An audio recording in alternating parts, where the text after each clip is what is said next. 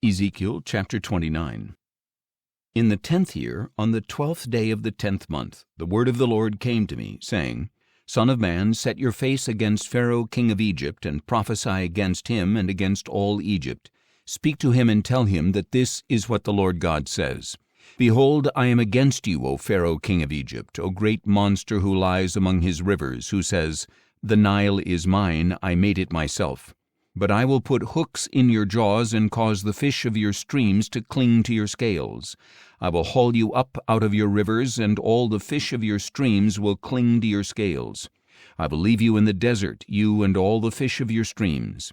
You will fall on the open field and will not be taken away or gathered for burial. I have given you as food to the beasts of the earth and the birds of the air. Then all the people of Egypt will know that I am the Lord. For you were only a staff of reeds to the house of Israel.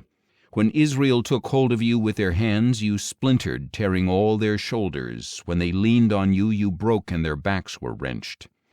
Therefore this is what the Lord God says, I will bring a sword against you, and cut off from you man and beast.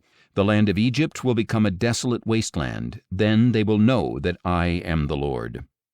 Because you said, The Nile is mine, I made it, therefore I am against you and against your rivers. I will turn the land of Egypt into a ruin, a desolate wasteland from Migdol to Syene and as far as the border of Cush. No foot of man or beast will pass through, and it will be uninhabited for 40 years.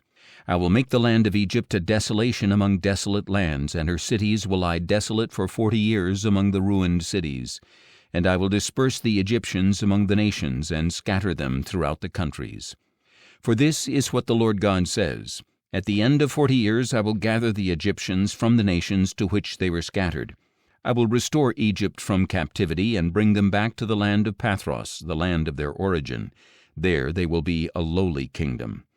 Egypt will be the lowliest of kingdoms and will never again exalt itself above the nations. For I will diminish Egypt so that it will never again rule over the nations. Egypt will never again be an object of trust for the house of Israel, but will remind them of their iniquity in turning to the Egyptians.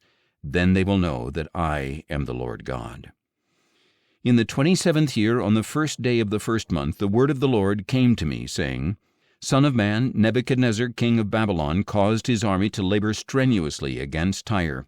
Every head was made bald and every shoulder made raw. But he and his army received no wages from Tyre for the labor they expended on it. Therefore this is what the Lord God says, I will give the land of Egypt to Nebuchadnezzar king of Babylon, who will carry off its wealth, seize its spoil, and remove its plunder. This will be the wages for his army. I have given him the land of Egypt as the reward for his labor, because it was done for me, declares the Lord God.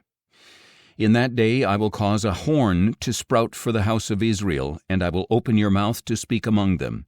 Then they will know that I am the Lord.